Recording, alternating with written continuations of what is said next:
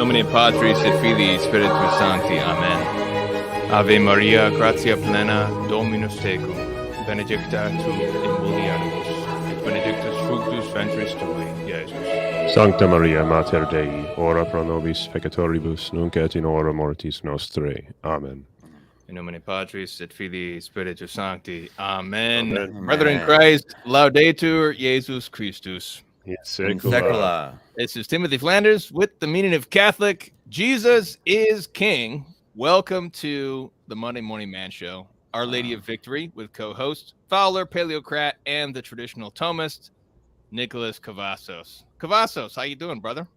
I'm doing pretty good. I'm kind of glad to hear, especially before we talk today, that you and I are kind of on the same wavelength in the sense of early risers, get up, give the Lord the first thing in the morning, and go about the day. So that's just the way to go. It's just good to hear that there's other people because, you know, nowadays everyone wants to sleep until an unholy time, 10 o'clock. We don't want to sleep till the unholy time. Certainly not. Yeah. I love this show. I love getting up Monday morning and taking on the week with y'all. So thanks for being here, everybody. Today's topic is against the errors of Wokism.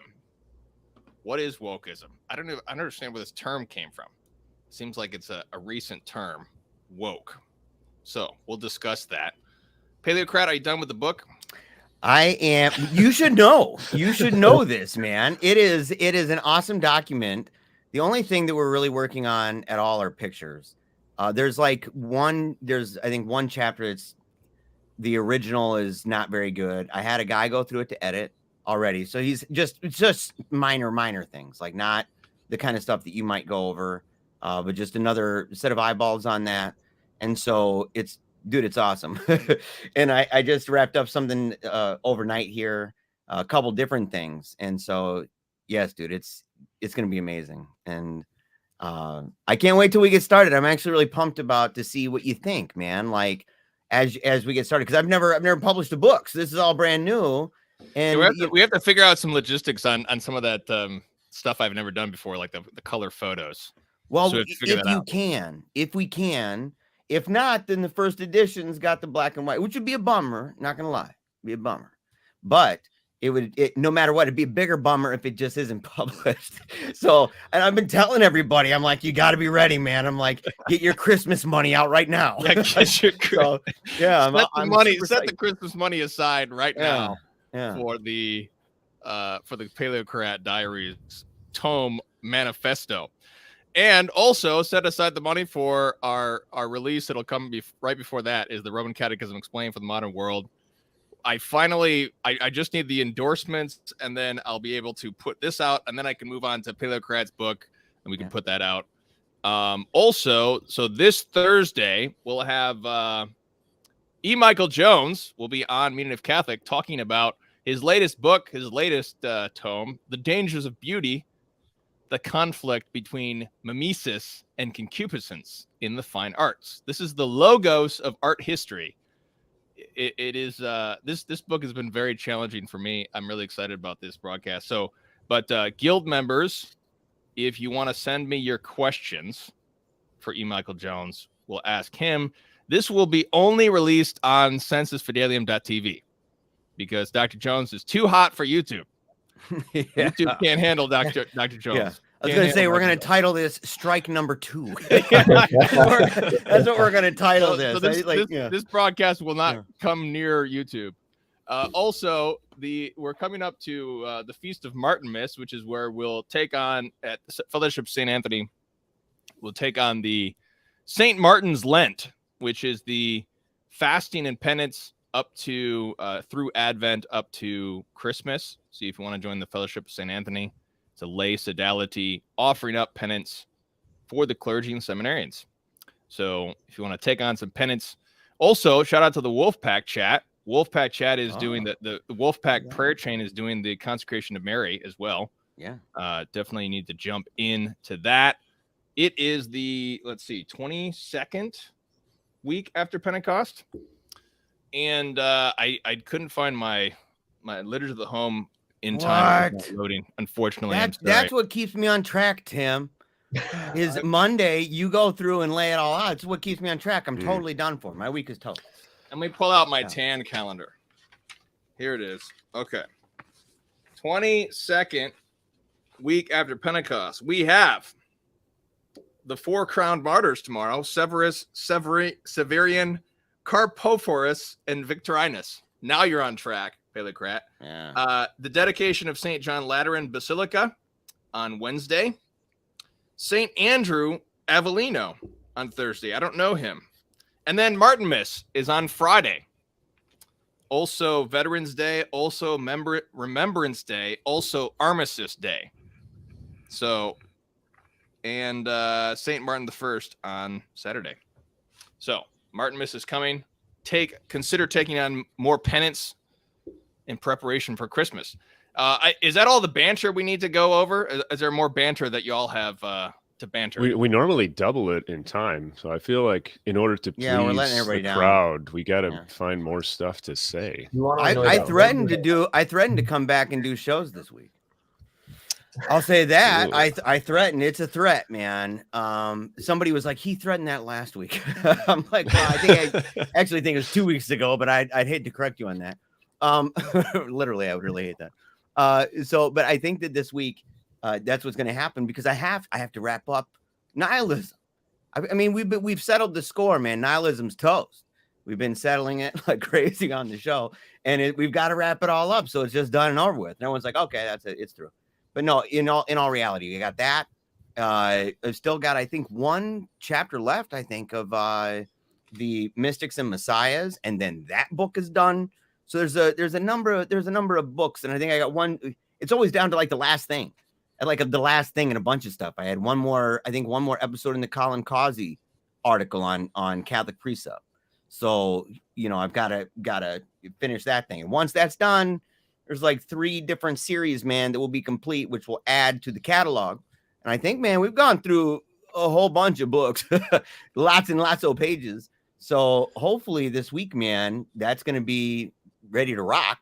And I'm definitely going to start reading your book this week, Paleocrat, because I've got I just got some logistical stuff to do with the other book, and then I can start reading your book this week. So that'll start this week. So I'm excited for that. Also, So You Think That You Know the Faith on Meaning of Catholic is this Thursday night.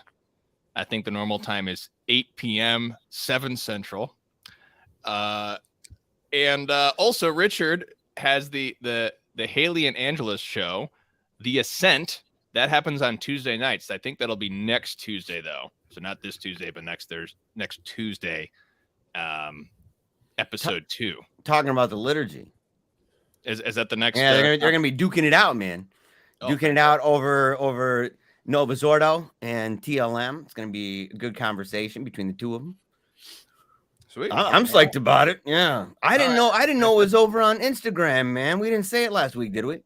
Did we say they were over on Instagram? Oh, did they stream on Instagram too? I don't even know. Yeah, I think they streamed it live over there. And I think that they played it over here. I'm like, what are you doing over there? like you got to be making it over here.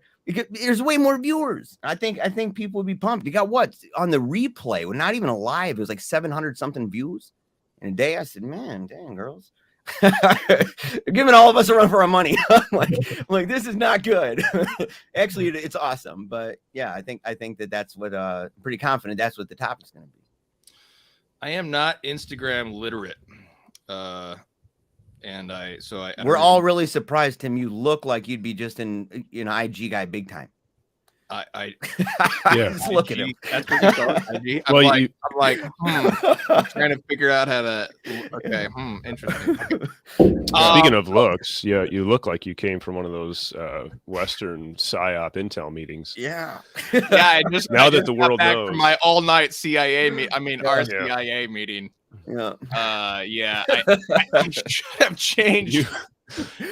This is not a good uniform for not being a CIA agent. If y'all don't know, we're working on something real big in the CIA. I mean, in the army. Huge. So it's going to be huge. Huge. Okay, moving on. Does anybody know where the term woke came from? I don't know. Wokism, woke. It seems like that's just Yeah, like I think it's it a started reference. like 3 or 5 years ago, Yeah. right? Well, I think it's been around before that, but used in different iterations to describe different things. For example, at the school I used to work at, they would say "stay woke," as if Stay woke. no, Yeah, right, yeah. but they wouldn't say it regarding the things that we're going through the last several years, but rather a reference to a previous time. And so we can leave that previous times subject for another day. But I think what it basically is just like a, hey, wake up to reality. Don't be lulled to sleep by what you hear. Now, whether it's actually reality you're waking up to is another question. But I think that's the idea of the term. I think you're thinking about the Merriam-Webster 1877 edition, Jake, because in 2014, right here, Merriam-Webster. I'm just joking. Merriam-Webster says what to know. Woke is now defined in this dictionary as, quote, aware of and actively attentive to important facts and issues. Makes sense, but in parentheticals, especially issues of racial and social justice, in quotation, and identified as U.S. slang. It originated in African American English and gained more widespread use beginning in 2014 as part of Black Lives Matter. Black Lives Matter movement. By the end of the same decade, it was also being applied by some as a general pejorative for anyone who is or appears to be politically left leaning. Yeah, that's what I said. Same thing. Yeah. I just looked up. It's also a Middle English form of weak. So back in in Beowulf days, they used the term woke to mean weak. Okay. Yeah. So Cavazos, this was I think yours and Paleocrat's ideas. Where do you want to start with this against the areas of wokeism? Yeah, so I think the thing is so first and foremost, yeah, I'm glad you guys defined wokeism. I'm getting most of my definitions from, there's a good book, kind of a good middle of the road book, if you will, that was put out by, I think it might have Ignatius Press or something like that. But it was the book Awake But Not Woke. You can find the work through Franciscan Steuvenville. Oh, you have the book? Okay. Tim has all the books, you guys. Like, yeah, just look at his library back there. Yeah. But so I'm getting most of the definitions from this. And so the woman, I'm blanking on her name, but the woman who wrote this book, she defines woke to be woke as, quote, to be woke is to be alert and attuned to the layers of oppression in society, particularly in the areas of race, sex, gender, etc., etc. Right. And so I think that's a good, fair, kind of easy definition for us, right, to start off with. But the reason I wanted to talk about this is that you working there, Tim? I can't find it. I filed it away in a spot. Yeah. Sorry. Please continue. I can always pin it in the chat, but I'll put it up here. Yeah. So wokeism. One of the reasons I want to talk about this is that I believe wokeism to arguably be, at least in our current lifetime, to be one of the most dangerous ideologies on the face of the planet. And I use that in the most strict, literal sense of the term. I think wokeism is a very dangerous ideology. And I think that while maybe people who are, of good faith, right, Catholics or people who are just conservative in general, maybe dislike it, I don't think they recognize how twisted and how evil and also how powerful, if you will, this Goliath of a beast is. And one thing I love about this show is that, the motto of this show is uniting Catholics against enemies of Holy Church. And the reality is that woke ideology is an enemy to the Holy Church in so many forms and fashions. And so I'm hoping that this kind of series can be something that can help unite Catholics of goodwill, because how this idea started is that one morning I was pitching this to Paleocrat, and I was just recognizing that oftentimes Catholics, we kind of get so stuck in our own kind of different debate worlds or echo chambers, right? Which these conversations aren't bad in and of themselves, right? And so we focus so much, say, on the liturgy or on the crisis, or even in the world of philosophy, different, theological positions battling these things out. Yes, there it is. Good book. And what becomes of this is that we spend so much time debating amongst ourselves that we don't recognize that the culture is ever moving further and further away from Christ, to where 99% of the stuff that we end up talking about on a daily basis, your average college student, right, does not care about, and also has no, concern about at all. So for instance, we can all, to pick a really niche, so I'll just use an extreme example. If we were to spend all of our time, right, talking about the installment debate, does the process of installment really happen? As Installment. yeah, like if we're spending all our time talking about that, and then I was to go down to the local college, like none of the students would be interested, right, except for the random philosophy majors. But aside from that, like your average man is not going to be impacted by this, because they're being, one, just inundated with just secularism, but also with this ideology. So I'm going to go now a little bit into it. I'll define it again, just maybe for viewers who are showing up. So to be woke, according to this book, is, quote, to be woke is to be alert and attuned to the layers of oppression in society, particularly in areas of race, sex, and gender. Yes, bigger fish to fry. Completely agree. And so let's now talk about this reality. Where does wokeism come from, right? And what is its goals? And then I want to just kind of open it up to you, gentlemen, kind of get a little bit of your thoughts, maybe your own particular history of involvement, maybe that you've been exposed to. So from my research anyway, from both this book, which I thought was very good, as well as some very helpful information Paleocrat sent me. Shout out to Paleocrat in general. It's like one of the most helpful guys you will literally ever meet. If I have like some type of issue I need to figure out, I just message him and he sends me back a book full of information. I'm like, this was amazing. Thanks so much. Yeah, it was great stuff. So there, from how I kind of synthesized all of this, wokeism can be traced back. There's like a proximate cause of wokeism, and then there's a more distant, more rooted, if you will, cause of wokeism. And I'm going to go back a little bit before some of the information that I was presented, but I think that this information kind of helps. Ultimately, this system of thought is rooted in two philosophers. And when I say rooted in, I don't mean that wokeism takes everything from these two philosophers, but rather that it just takes little bits and parts of their ideas and morphs them together, if you will, into a hot mess and tries to feed it to us today. So these two philosophers are going to be ultimately Hegel and Marx in some form or fashion. So first and foremost, the woke crowd tend to view the world, generally speaking, through Hegel's, right, who was, if you will, kind of a modern Enlightenment style thinker. They tend to view his world through, or the world through his idea of the dialectic. And to give a very basic definition of the dialectic for the viewers so that we're not getting kind of caught off too much into the weeds, the dialectic, according to her book, I thought was pretty good, where she says history is a movement of progression towards a utopian end. The engine of progress comes through revolution. Each state has its contradictions that must be worked out and synthesized until you reach this perfect state, right?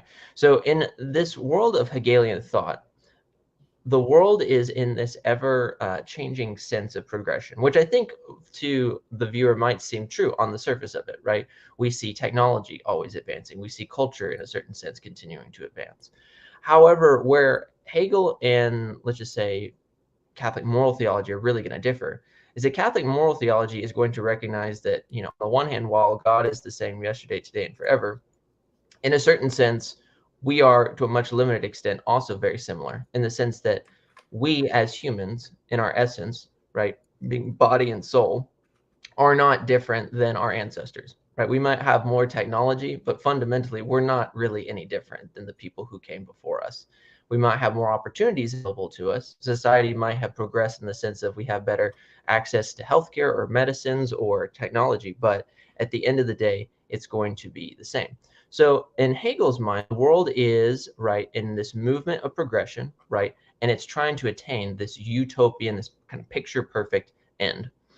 The second philosopher that she brings up that I think is good for us to recognize is the infamous Karl Marx. Now, while the woke crowd does not take everything from Karl Marx, I do believe that they take this particular opinion. Marx was very much so a fan of Hegel in different areas, and he the one area that he really kind of decided to depart from Hegel is that Marx was a materialist. He was not, right, he was not this fan of the immaterial, if you will. And so what he decided to do is to continue his idea. And he said that this utopia, right, could be achieved, but it's a utopia, in his worldview anyway, of purely economic terms, right? So, and he decided to propose the idea that the only way to attain this utopia, this perfect state, is if we divide everyone up into different groups. And these groups generally are oppressors and oppressed. And for Marx, the struggle was very much so between the ruling class and the commoners. And in this world of the ruling class and the commoners, the revolution would take place. Now, when we take this idea of reaching or striving after utopia, and then when we couple that in with the idea of the oppressors versus the oppressed, this is starting to kind of ring some bells maybe of how we're starting to see even modern US political or Western European culture, right? There seems to be a lot of groups and a lot of ideas, right, that use different banners or different slangs or different phraseologies, but they all do seem to be fighting for this kind of utopian-like state, this state that doesn't really exist. Now, while some of this has to do with economics, right, a lot of this has really morphed because the author wonderfully points out how that when you take these two forms, this kind of Hegelian dialectic, as well as Marx's idea of dividing groups up into like the haves and the have-nots, we shift in the 1980s and 90s, right? And we start to get into, and this is really shout out again to Paleocrat for helping me with a lot of this idea of postmodernism, right? Which in the theory of postmodernism, specifically what pertains to us, is that the postmodern recognizes language is power, and therefore we should be able to manipulate words, right? We can manipulate words. So for instance, while I, as a Thomist, right, recognize that words have like very strict definitions and scholastic terms should be very strictly followed out, the postmodern is going to manipulate words, and they recognize that if we can manipulate words, we can also manipulate, say, man's interior life, right, how he perceives the world, as well as the whole community that is around him. And we start to, therefore, as a consequence of this, separate words from their distinct realities. Words start to lose their meaning, and they start to either mean other things or they start to just mean nothing. And they become, therefore, tools in which we can wound each other with in some form or fashion in that worldview. And then finally, this is my last kind of 4 points, if you will. This, especially in the 80s and 90s, turns over into intersectionality, right? This idea, which is really intersectionality being kind of the birth of identity politics as we know it in our modern day. And according to the dictionary that I looked up, I'm forgetting which dictionary it was, but the dictionary's definition of intersectionality is the interconnected nature of social categorizations such as race, class, and gender as they apply to a given individual or group, regarded as creating an overlap of interdependent systems of discrimination or advantage. Translate that in a little bit into layman's terms, and what that is that we are dividing up groups, right, into classes or into racial categories or into gender, and we're basically going to say which one is the oppressors and which one are more oppressed. So to sum all this up, and then I kind of want to hear your gentlemen's thoughts. Well, just one more thing on intersectionality, and then as far as I understand it, it's understanding the degree to which you may participate in more than one competing group. Yes. Good. That's like and how to stack them. Yeah, you may be an oppressor in one group and oppressed in another, and figuring out like that web. So we're seeing that right now with Kyrie Irving. With who? Yeah. Kyrie Irving shared a tweet of one of the Black Hebrew Israelites, one of the a documentary about it. And next thing you know, because there's a conspiracy where they say, look, the Rothschilds, all this other stuff. And they said that they are the actual descendants of the original Israelis. And he now has to go through enormous amounts of the Brooklyn Nets have said that he has to go through tolerance training. He has to meet with the ADL. He has to give $500,000 to some. There's like 6 of these things. Mea culpa's through the roof for this stuff. And yet on the one hand, the same group of people that talk that way are the ones that say that if you're a minority, you can't be a racist. And you're like, well, but wait a second, intersectionality comes in, and next thing you know, you're kind of like, well, it kind of depends on this. And so, yeah, so it's not only, kind of where you fit in that and how these things come together, but also how it puts it in a stack. And that last thing, that's how Occupy Wall Street, that was something that they emphasized, was this idea of the stack, that when you talk and you're in a group, that there's a privilege that men have. So if you are, let's say, a lesbian Eskimo priestess in a wheelchair with freckles and stuff, you're going to be at the top of the stack because you are the winner of the Olympics for this. So like you are the most marginalized person in the group, and they say you're first. So they put them in that place. And that really is the, kind of a dynamic, a way of fleshing out that wokeism has with intersectionality. Yeah. It's the term that I've always used for it in kind of common parlance has been it's creating a new caste system in some form or fashion, but it's a much more complex caste system, say, than like the one that's in India, right? Kind of in vogue there. And what's dangerous about this is, right, when we take this whole system together, it has, in a certain sense, right, all things that have a good in them, right? According to St. Thomas, evil is defined as the privation of a good, right? The lack of a good, if you will. And we recognize that evil does not have a being in and of itself, right? It's rather all things to varying degrees show the goodness of God. And so what we can see in a certain sense is that, sure, this desire for justice is not bad, right? We look at, for instance, the Beatitudes, right? Blessed are those who thirst and seek after justice or righteousness, for they shall be filled, right? That is a good desire. However, right, just because there is a good desire in it does not mean that there is a lack of the good at the same time. And wokeism extremely lacks the good in a lot of areas. And so what we need to recognize, this is just kind of an intro for you, the viewer, but what we need to recognize is that this system of thought is extremely common today. And unfortunately, it's very powerful today. It's very loud today. And I'll end with the idea this, and then I'll want to hear you guys' thoughts, that Catholics need to be much more alarmed and also aware of the reality of what's going on, because this stuff affects everybody in one way or another, in the sense of you could be a father or mother and you're going to send your kids off to school, or you're planning on their future. And whether this was like when I was a kid, right, it was always, growing up in the homeschool world, it's like, okay, when you go to college, be careful because you're going to hear some pretty whack stuff. Well, now we can say, be careful going to preschool because you're going to hear some pretty whack stuff, right? It's just everywhere in this day and age. So we just need to be very much aware that this stuff is going on. And hopefully this series can be kind of a philosophical debunker, if you will, of these principles. And so anyway, what are your guys' thoughts? Do you guys have any maybe practical experiences that any of this happens? So I think priority one is that we need to establish who is the most oppressed among the four of us. Yep. And it can't be you, Thomas, because you're a Thomist. So you're like you're I'm an definitely, oppressor, I think. Yeah. And but but we're all white. Wait, but Cavazos, you're Hispanic, so you actually get a plus for that. Yeah, I get a little bit of a plus for that, just a little So bit. I Like don't one really, level. I don't think I have anything in my favor. I mean, you work for the CIA. I do work for the Yeah. CIA, You so got that going for that's you. a downgrade, I think. I'm lower in the cast. I'm a disabled veteran. I'm the oldest in the group. I mean, I'm obviously, right, I'm the only kind of Bonaventurian, Brownsonian guy. Well, you got that patriarch thing going though, so that's a strike against. That's true. Yeah.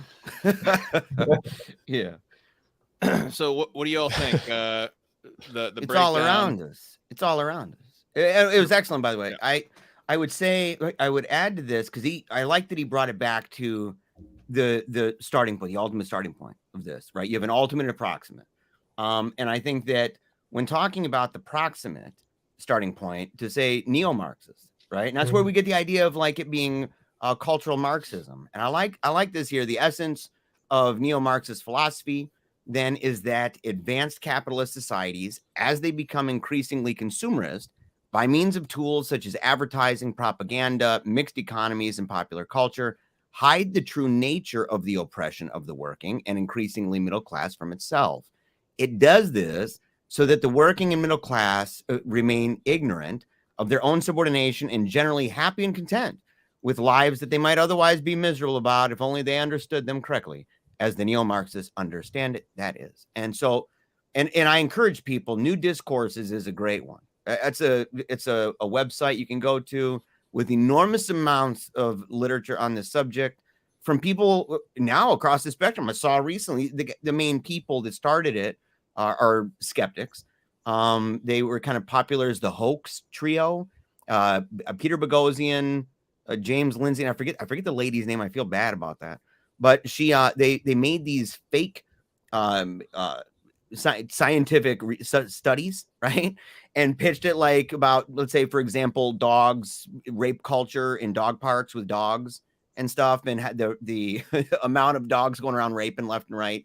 And they wrote these things, or one that was about they went against white people, and all they did is they used, Mr. Mustache Man in Germany. They used a speech from him and just plugged in white people, and they were picked up by these publications, like, oh, this is really hot, this is good, and it's like, and so it became a joke. That he lost his job, Boghossian. They got major time criticism in the not so skeptical community, apparently. But a great website for that. But the idea being, you can go Frankfurt School. You talk about, there's even, I have a link I'll share it maybe in the comments. Is it the Combahee River Collective Statement from 1977?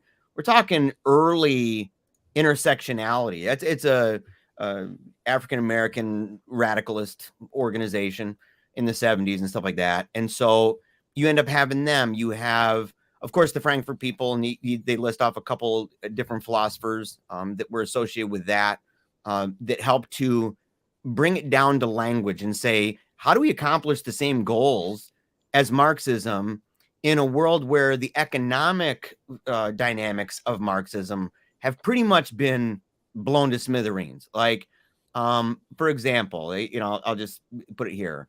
In many ways, the way that they describe it, that it both critiques Marxism while pursuing many of its aims, radicalism, socio-cultural revolution, with similar methods, e.g. critique and conflict theory.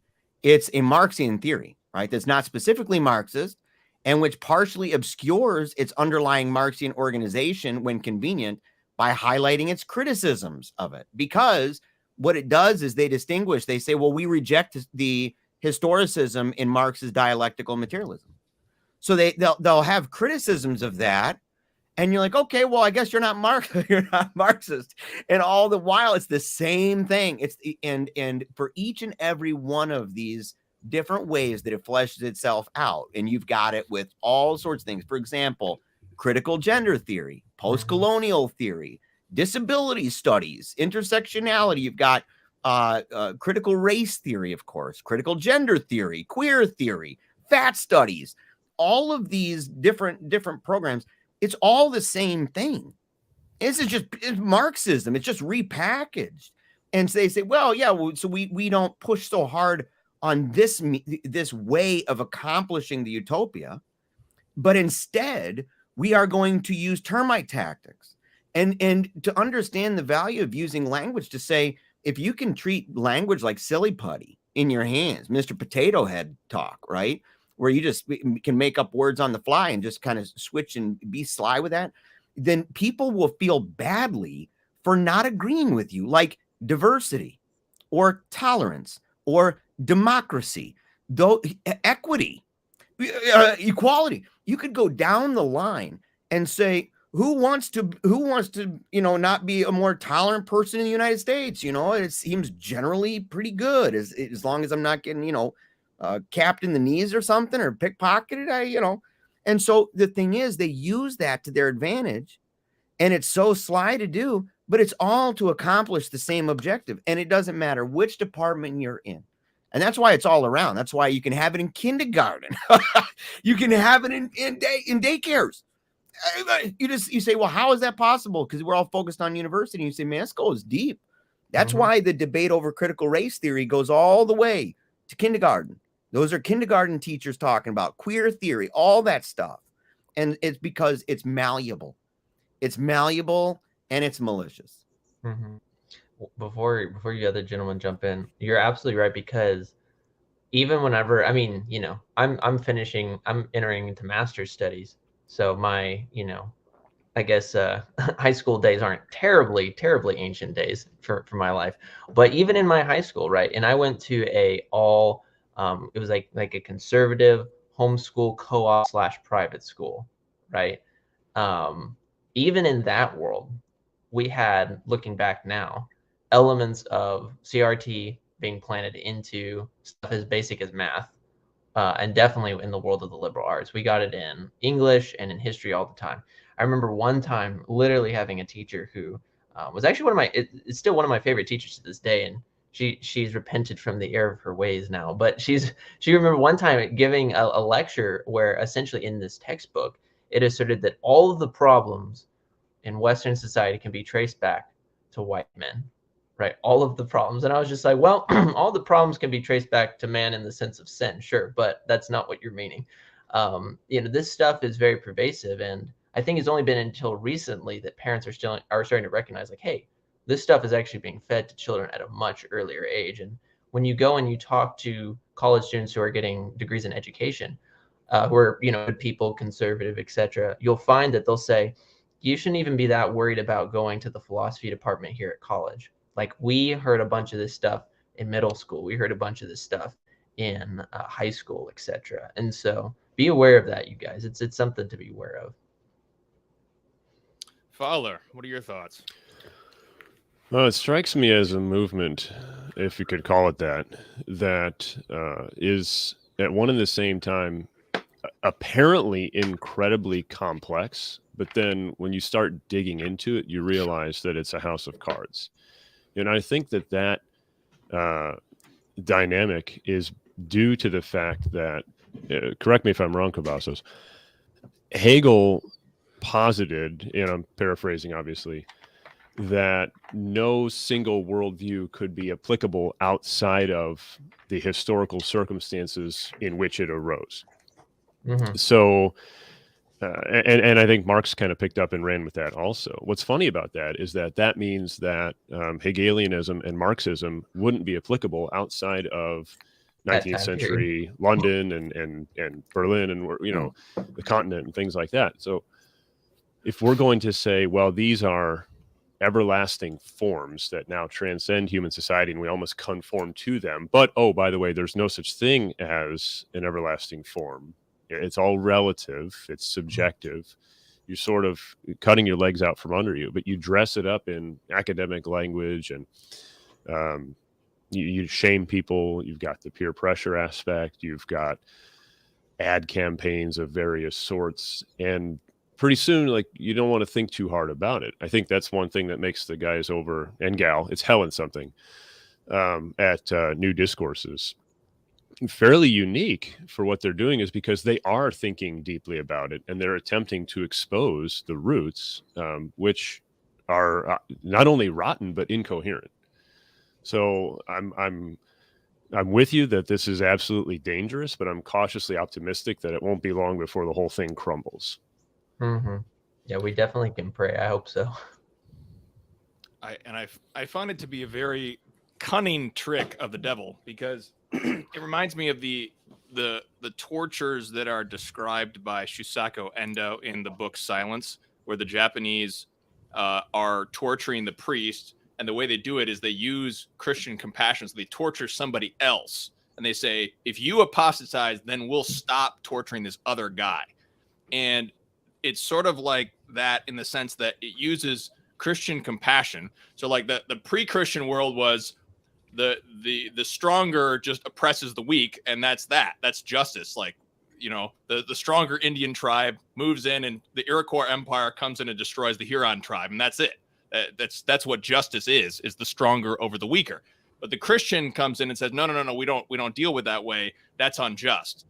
The duty of the stronger is actually to protect the weaker, and that's what true hierarchy means. So then the Marxist comes along and then he uses that and says, hey, well, look at this oppressed person.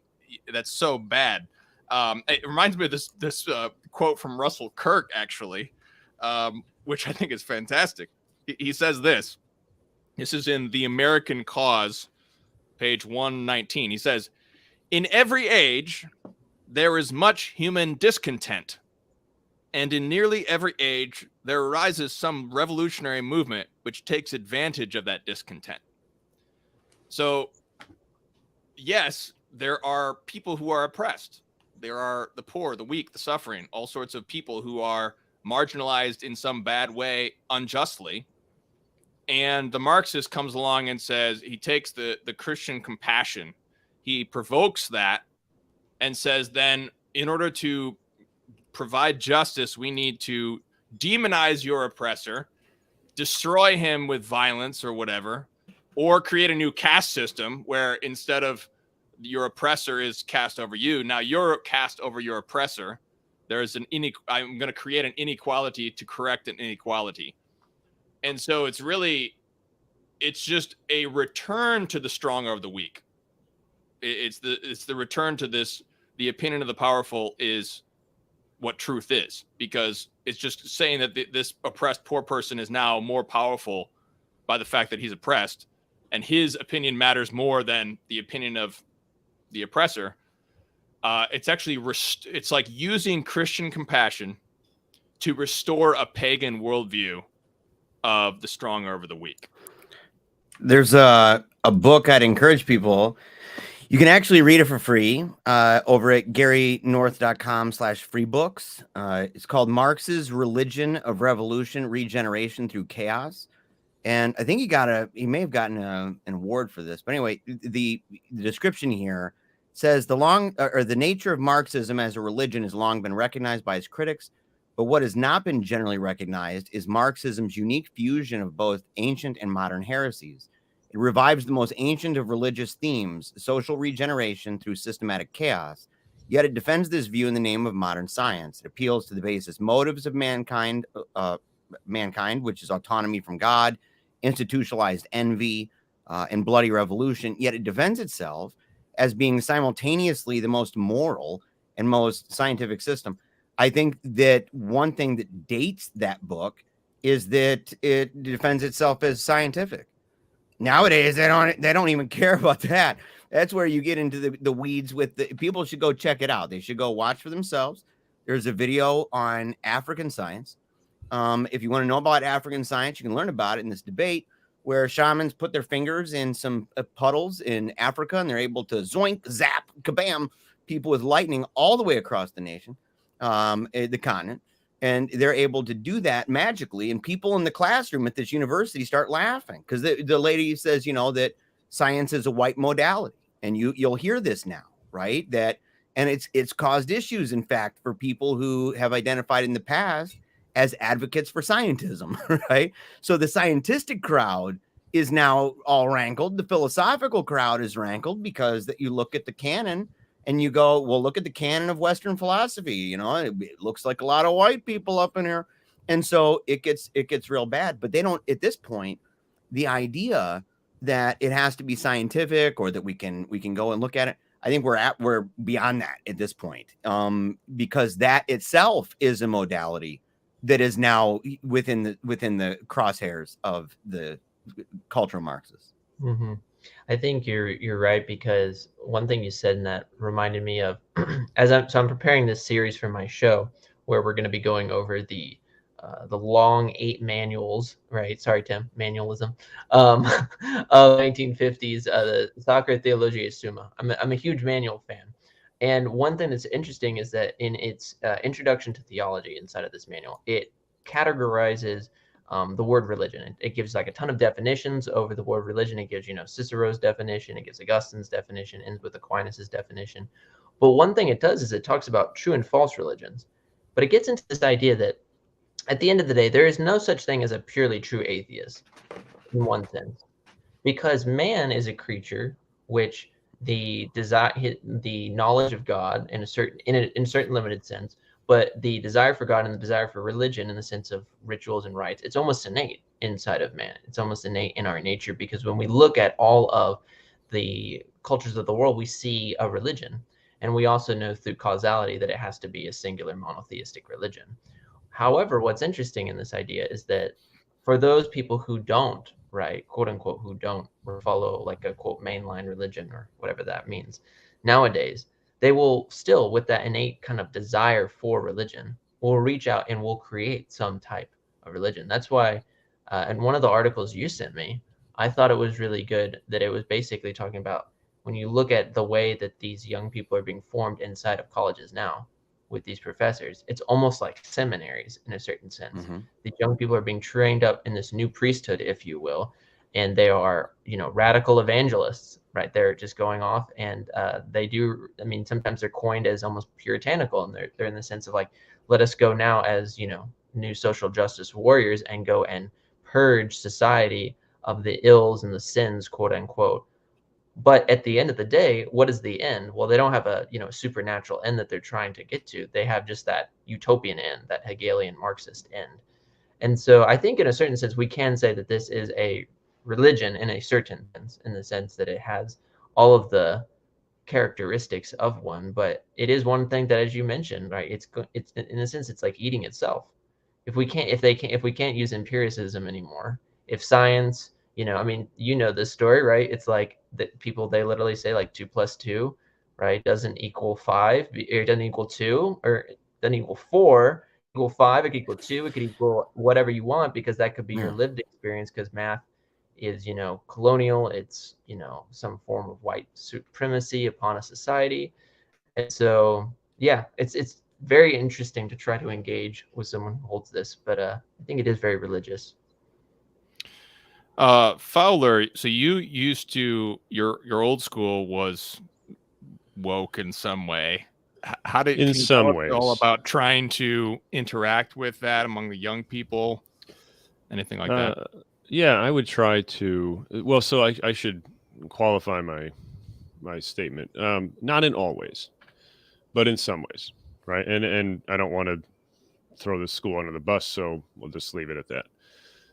But in day-to-day dealing with students who, so we had a system where they would have 8 classes, and I'm only one of them. So from 7 other adults, and then whatever they're seeing on the media, picking up from their parents, they're encountering the general narrative that goes on in 2022. And so I would just try to pick it apart as delicately as I could without, riling up tempers. Because once you have someone who's upset, they're not going to listen to what you have to say. When they think that you're being mean to me, then everything's out the window. So very calmly, very sort of rationally, with evidence, articles, simple questions. A lot of it had to do in this particular place with law enforcement issues, and so having lived that myself and seen the inside of things, I can affirm and I can challenge. Like, well, I could say, well, yes, sometimes this does happen. XYZ bad thing does happen. Policemen aren't perfect. However, have you considered, these other factors, or things like that? So it was always a very, I don't want to call it like a Socratic method necessarily, but quasi-Socratic, to try to draw out implications. Here's an example. A couple of years ago, somebody told me that I wasn't allowed to have an opinion on racial matters because I was a white male. And I said, that sounds like a racist thing you just said. Because of the color of my skin, my opinion doesn't matter. And that person immediately stopped talking. So I thought, well, that's a victory, because now they're thinking about it. So it was something like that. And I was very, very calm, very polite. Just, it seems to me that you just did this. And so you could apply that same approach, especially with the youth who are cynical, jaded, absolutely, but not to the point where it's irreversible.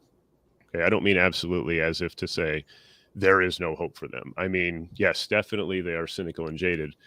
At the same time, with somebody who's wiser than they, you can poke holes and say, how does this apply in another situation. It's very relativistic. So can you tell me how this would translate over here?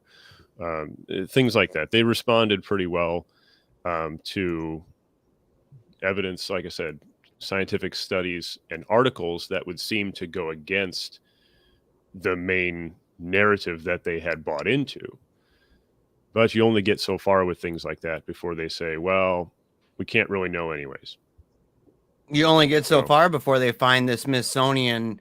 What is it, man? Is it the National Museum of African American History and Culture, where they had the slides? I don't know if you guys remember this, but they put out aspects and assumptions of whiteness. It's white culture in the United States. And one of those was an emphasis on scientific method. It's objective, rational, linear thinking, cause and effect relationships, quantitative emphasis. These are, and that's just a sampling. I mean, you could go down even to the point of future orientation, plan for the future. That's white, guys. That's super white. Delayed gratification.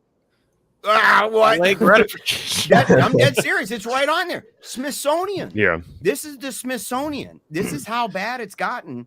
And well, but the thing is, once these individuals get to a place where that's what they're taught, then if we bring that up and say that to them, because I tried doing that. There was a thing I tweeted, got me in a whole bunch of trouble, believe it or not. And it was about this class at Stanford, and I think it was Stanford, and it was a class on abolishing whiteness was the topic. And it was talking about the pitfalls and potentials, right? The possibilities. And it was a debate class. So it's like an early first year kind of thing, community style thing. So you're going to have a bunch of young people coming in talking about hot stuff, man. It's like 2016. So, I mean, it's going to get bad. Well, the thing is one of the things on there was talking about the pitfalls and potentials of targeted abolition for whiteness.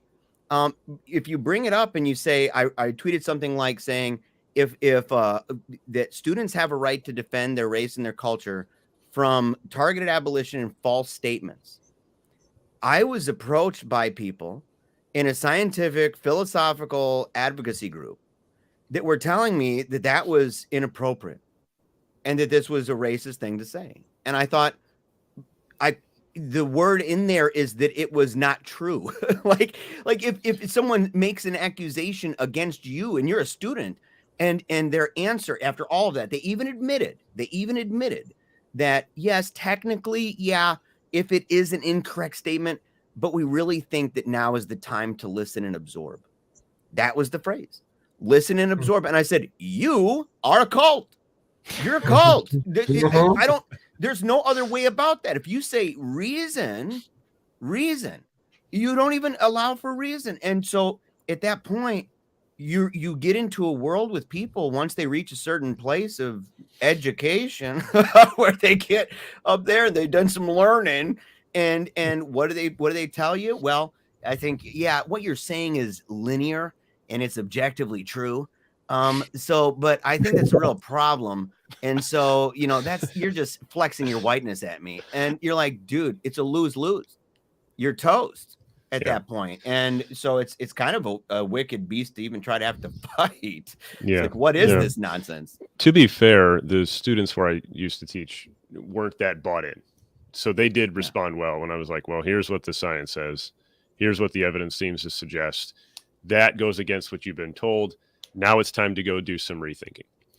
One last thing I'll throw out there is that as far as racial and economic issues go, I found that Thomas Sowell is particularly a salient figure for combating wokeness on those fronts because he's a black man. He grew up in Harlem, and he is brutally honest about pros and cons of African American culture, what happened, how did it happen, where did we go wrong, and then how to rectify it. So introducing some students to Thomas Sowell was quite effective. Excellent. Well, we're all out of time. Cavazos, do you have final thoughts on introduction to the errors of wokeism? Yeah, essentially, definitely don't give up hope audience, this is going to be something we're going to continue to talk about here on The Meaning of Catholic. Because again, like, we talked an hour and we've barely scratched the surface of this beast. But don't give up hope. At the end of the day, right, hope is a virtue. It's one of the 3 theological virtues that we absolutely need in order to attain heaven. So, do not lose hope, and recognize that at the end of the day, right, Christ is the victor. We've had insane ideologies beforehand, but at the end of the day, Christ is going to be the one that's going to give us the victory. And so we'll see what comes up next week. I'll be in the loop with you guys, but I'm sure it's going to be spicy, whatever it is. Excellent. Yes. So stay tuned for more against the errors of wokeism, combating the woke, awake not woke, with the gospel of Jesus Christ. So let's pray an Ave, offer all this up to Our Lady. In nomine Patris et Filii Spiritus Sancti. Amen. Ave Maria, gratia plena, Dominus tecum, benedicta tu mulieribus, et benedictus fructus ventris tui, Jesus. Sancta Maria Mater Dei, ora pro nobis peccatoribus, nunc et in hora mortis nostrae. Amen. Our Lady of Victory, pray for us. Mary, Queen of the Home, pray for us. Saint Joseph, Terror of Demons, pray for us. Saint Anthony of the Desert, pray for all clergy and seminarians. In nomine Patris et Filii Spiritus Sancti. Amen. Amen. Jesus is King.